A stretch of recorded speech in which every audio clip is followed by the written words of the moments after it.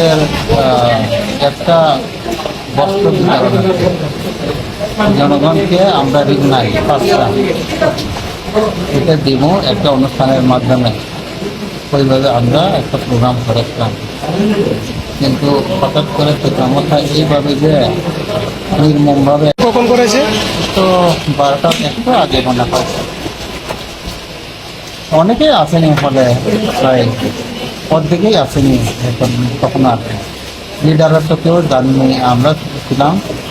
পাবলিকও আমাদের সাপোর্টারও অর্ধেকের কমই ছিলাম, কারণ আমরা 12টায় টাইম দিয়েছিলাম। তো প্রোগ্রাম ছিল 12:30টায়, ওই হিসাবে অনেকেই আছে।